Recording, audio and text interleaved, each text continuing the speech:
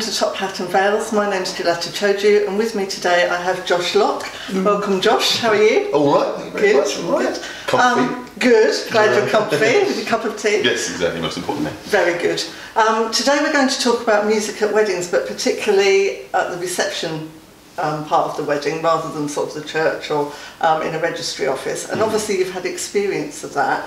As a wedding planner, we always tell our couples it's really good to have a contract between them and the singer or the band or even the DJ. I mean, what's your experience of contracts when you're playing weddings, for They're example? good. I mean, the difficult thing is when we mostly get booked, it's from people who've heard about us through friends, things like this. So it's not usually through wedding planners. So it's usually the bride or the groom will be booking us. Actually, mostly the bride. Mostly the bride. Funny that, isn't it? It's quite interesting. But yeah, what we usually get is, so we'll get first contact, I'll check availability, and then send a contract back. The problem is with contracts is people don't often see the importance of it. Right. So I'll send it over and then it'll get to a week before the show and I'm like, sorry, I didn't receive the contract or the deposit. Right. So is this still going on? They're like, oh yeah, it'll be fine. Just we've got it all sorted. We'll pay you on the night. It's just like, okay, I can't turn down work at this particular point. Sure. But it's still kind of like, I don't know. I haven't got anything particularly to say. Yeah. That they're gonna do it. But the good thing is that my kind of process goes that, okay, so just in case that happens, if somebody's calling me up and saying, I want to book you on this date, and I say, right, okay, I need you to send me that in writing to my email address, and then I'll print that out and have it filed, sort of thing. So it's just like, so you've got that written confirmation, which is always great, and it protects both of you, doesn't it? It protects the couple and the artist as well. Definitely. I know I've had experience where a couple that didn't have a wedding planner booked a band and then the band at the last minute cancelled because a couple of their members left the band and they didn't want to play anymore, and then they're running around like headless chickens trying to find someone. So, on both sides it's very important to consider a contract. Definitely. The other thing I wanted to talk to you about is, obviously you play with JS and the Lockabillys, you're the lead singer, and it's notably sort of rockabilly music that you play with a bit of soul. Do you think, in your experience, it's good for brides and grooms or same-sex couples to have live music at their reception, or maybe a mixture of live music and their DJ? What's your experience? I mean, I come from a kind of a skewed perspective, because we're such a sort of a vintage act, we're quite specialist. Yeah. Then it comes to the fact of not everybody is going to be completely into that all night. Sure. And I can appreciate that. So I do actually offer DJing along with the band as well. Okay. So I DJ. Yeah. So what a lot of couples will do is they'll send me like a Spotify playlist before the date. And I'll either use the songs from that or use that as a kind of a mood board of what to kind of what to put into it. But I think so from my perspective with my band, I think it's a really good idea to have a DJ as well. But if there's somebody in the band does DJing, great, there we go. Nice and simple, because I make it nice and cheap because it's bundle booking. But then if it's if you've got a band that does across the board stuff, we've got like a repertoire of about 250 songs, but other bands will do that, but they'll have something from Bruno Mars to Boston to Guns N' Roses, all this kind of stuff. Yeah. So I think it really depends on your music choice with the live band. Definitely, and I think it's very important for couples to sort of stipulate what music they do or don't want. And often if you've got couples that maybe have a cultural background, maybe Greeks or something like that, they might want a touch of Greek music. It's funny actually, once we had one where we did a duo show, so I was playing double bass and I had my guitarist with me, and they were just saying, is there a way that you could do some kind of Greek song for the first dance, because we didn't want something too soppy or anything. And so I was like, alright, okay, let's see what we can do. And I got my mandolin out and gave my guitarist a double bass, so he didn't actually know how to play it. I was just like, just doom doom, there we go, nice and easy. And we were doing Zorba the Greek from Lock, Stock and Two Smoking Barrels. Yeah. And that was really funny. It was actually a film itself, wasn't it? Zorba the Greek, like way back. Yes, it was. Yeah, that's a long time ago. But that was just really funny. Oh, that's brilliant. It's so versatile, like Greek music as well. Well, you have to be when it's your job, and you're expecting people to pay you. If you are closed off to certain ideas, then you're only shooting yourself in the foot. Definitely. I always find. Definitely. What else is your experience when you go out and sort of gig or play weddings and things like that? I mean, obviously different venues have different room sizes and things like that, and say stage sizes. Some probably don't have a stage at all. Is that difficult as a sort of lead singer and band to set up? Something that should be considered by the couples maybe when they're booking a venue? I mean, it is.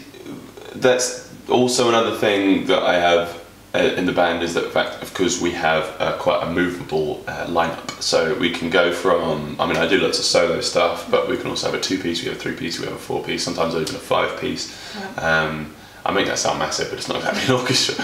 But like, it's so if somebody does want an intimate, you know, small wedding, then the duo is really good for that. And like a room like this at the moment, you know, it would be, you know, the duo would be absolutely fine. Wouldn't be getting any people's way. Because that's one of the things you got to think about. I learned that from Dire Straits. I love Dire Straits, and it was what they used to do in their first ever gigs. They used to just keep on asking people, "Can you hear yourself talk?" And they turn themselves down rather than turning up.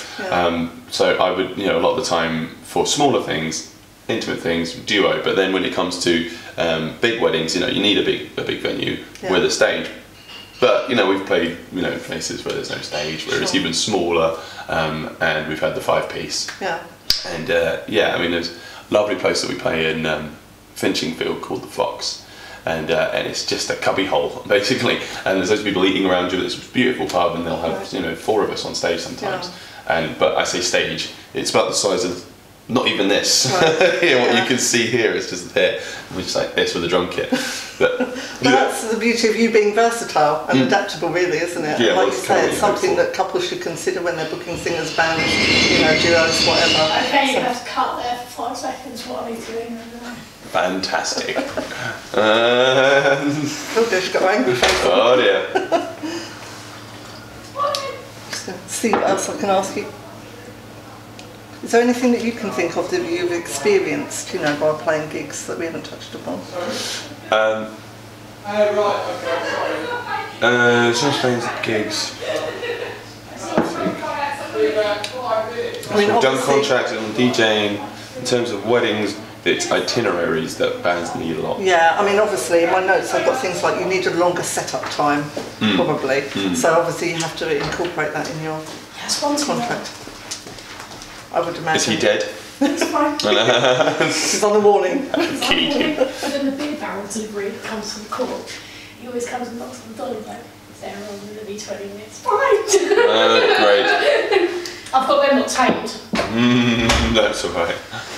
Well, I need to, the thing is I get the bin men, I get the beer deliveries and stuff, and it's all timing really. But they will actually, if it's the young guy, they'll come and knock on the door. Do you want us to pick up from anyone in particular?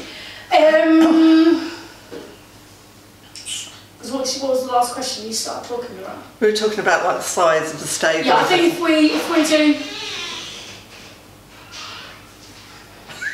So if we do from just glad it wasn't me, Josh, you just sort of said about the size of the stage.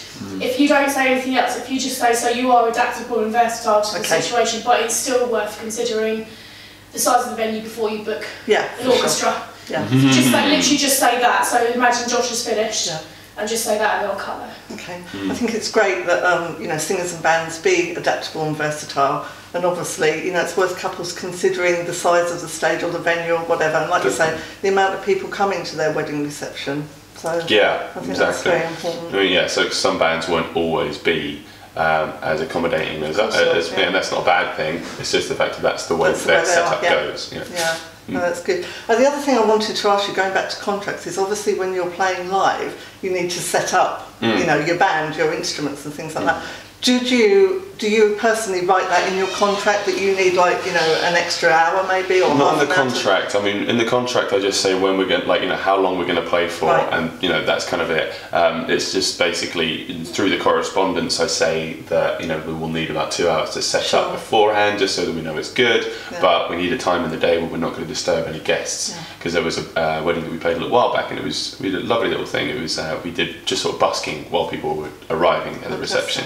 And so while we're doing that and people just having champagne breakfast and all this kind of stuff, the band that they'd hired for that evening started sound checking. So we're playing and I'm having to sing louder, and we had another gig that night, so I was like, I'm trying to steer my voice here. and there's people trying to talk, and they're just sort of looking quite annoyed because this band is sound checking, and I'm getting annoyed myself because it's just that's so unprofessional. Definitely. That you would drown other people out. If somebody was saying, "Oh, they're from London," it's like, I don't care if they're from London, then they should have got here earlier. Yeah. That's the thing. We always set up either before the ceremony even begins, or while there's other people, making sure that if there is someone beforehand, the MC will take people into another room. Yeah. Or it will just basically be so that we are not getting in the way of conversation. Definitely. People that haven't caught up in years, Yeah, I mean, obviously, if a couple's sort of devising the wedding and how they want their day to go, there is a danger that that might happen. If you have a wedding planner, then kind of the wedding planner can maybe, hopefully, deal with any sort of problems like that if they arise on the day, or maybe even prevent them rising. You just we've never really dealt with wedding planners, to be honest. No, we've had one or two. Yeah. I mean, from my experience, it's more common for people to book a wedding planner to do 1 or 2 items rather than the full package. Yeah. And I think they like the involvement themselves of planning their wedding. Definitely. But definitely when you're considering bands or DJs and things like that, especially if you've got several groups, playing at your wedding, like you say, it's important to consider. Definitely. Yeah. People itineraries. Just itineraries would be great. I never really get sent itineraries. It'll be like somebody in a wedding sometime. It'll be fragmented. Somebody will say, "Oh, we're going to be starting at 5:30," and then I'll just be like, "Okay, so does that mean guests are arriving? Oh, so they're going to guests arriving at 2. Right. Okay, so that means the ceremony is happening this. Oh no, that's the evening guest. So we have the ceremony is happening at 12. I'm just, can you just put me this in one document, please? Yeah. It's really important as an artist for people to be sort of particular in what they want and timings and things like that, so that you know where you're coming from. Definitely. Yeah, that's a good point actually for couples to consider, I think. So I did Google actually yesterday some of the most popular first dance requests.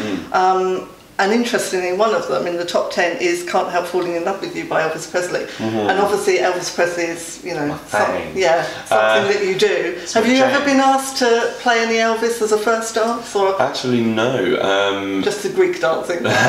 Exactly. Let's go from left field. No, well, actually, most of the time, it's surprising how many couples don't actually think about it. Oh, really? Okay. I'll sit there and, I will usually be the one that's asking. I'm like, "What do you want for the first dance?" And they're like, I hadn't even thought of that at all.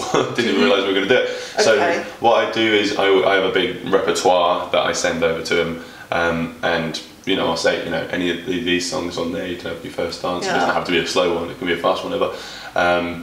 But I think, what is it? Most of the time, because we play a couple slow numbers from Sam Cooke, a Sleepwalk by Santo and Johnny. It's kind of the slow ones that we already do. People will usually ask us. I think the best one we've had so far was "These Arms Are Mine" by Otis Redding. Love that one. And it's good that you bring a list to the couples as well. Oh, it needs to be done. Yeah, Definitely. I mean, as a wedding planner, we'd probably ask that question if couples didn't ask it of us, but it's good as an artist that you've got a repertoire. Definitely, have you thought of these? And maybe, if it's not on the list, you can think about playing it. Obviously, if you can go from, Elvis to Zorba the Greek, you're very versatile, so that's very good. Yeah, but, if we have that big old list there, send it to them, then there's no surprises. Because they can say to me, "I don't like Johnny Cash." Yeah. Who doesn't? Yeah. But if they say that to me, then I know exactly what to put in the set, what not to, that kind of thing. I think it's very important that couples are very aware of, like I said, what songs they do want, or kind of what genre they want, and what songs they definitely don't want, because it might offend someone or have bad memories or something like that, or they just don't like the artist. So it's very important.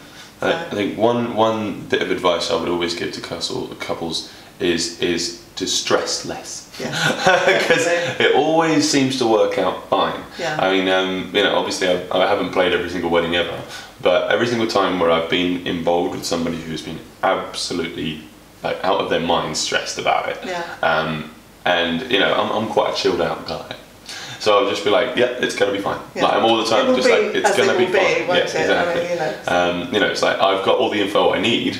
Because if I'm happy, then you don't have to worry about me. Yeah. You can worry about your other stuff. Yeah. I mean, you are the professional, you're the artist, you're the singer, so you're kind of used to performing. I think for couples that are not dealing with singers and bands, on a regular basis, as most of them aren't, they're always a bit worried. It's more about events management, because I think people seem to just sort of go out and they're out on a night out sort of thing, and because when you're going out for a birthday, something like this, you just sort of go with the flow. Sure. You sort of seem to think that a lot of the time events management and things like this is easy because it's just people having fun, right? And with couples, a lot of the time this will be the first event they've ever put on in their lives, and it's supposed to be the biggest one they've got to do. And with me, and I've dealt with so many event managers in my lifetime. I've put on gigs since I was about 13, 14, and it's kind of like this is normal for me, and I have to step back and appreciate why someone is so stressed. Yeah, sure. Exactly. Yeah. Just give them a complete breakdown of what's needed to happen. Sometimes I do end up helping in a wedding planner's kind of sense. Yeah, well, that's great. I mean, you've obviously got that experience, as an artist, so that's great. Josh, we're going to have to leave it there. Thank you so much for coming in and talking to us about music at weddings and receptions. Thank you for watching our video blog. There's more on the Top Hat and Veils site. We're also on Facebook and Pinterest. So thank you for watching, and we'll see you soon. Bye-bye.